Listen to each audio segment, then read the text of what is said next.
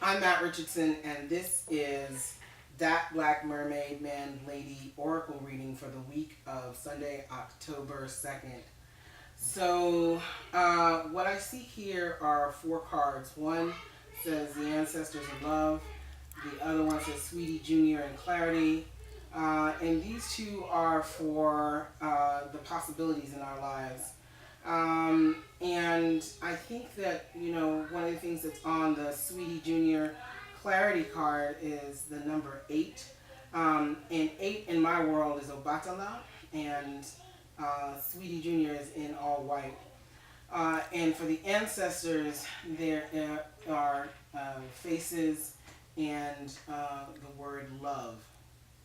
So for me, these two cards really add up to thinking about how the power of the ancestors in conjunction with our own inner strength and what that means for the possibilities for our lives and what we can make of our lives for this week, and walking in that strength and power and fortitude, because the ancestors are always with us and always helping us through.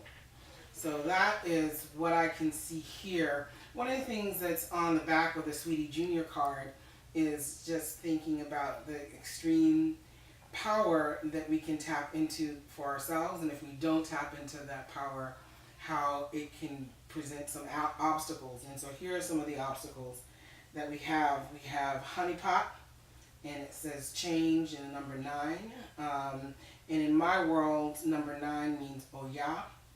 And dreamer, and it says soul, and there are all these, a blue figure with all these hands lifting it up. And so, so some of the obstacles for the week is, Oya is a lot about the kind of swirl of power and magic and the voices that help us through.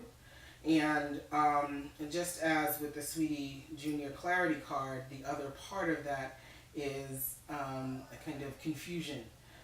So if Sweetie Junior is 8 and Obatala and peace and clarity and knowing exactly what we should be doing according to our inner strength, the change, or number 9, or honeypot, comes with a sense of not honoring that divine internal presence and letting what our insecurities are block us from that power.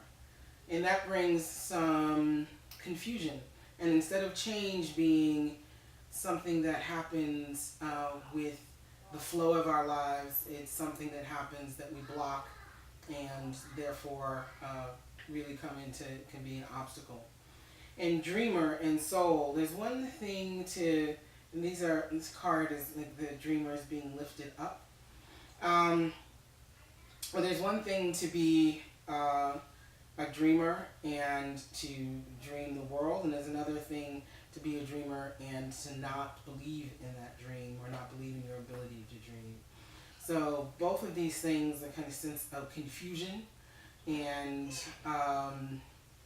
insecurity, and not believing in one's inner strength and inner self, can really lead to things that happen that we don't feel like are in flow with the divine universe, and feels out of balance, and feels like things are coming apart as opposed to coming together and flowing with us. So those are my thoughts on the reading.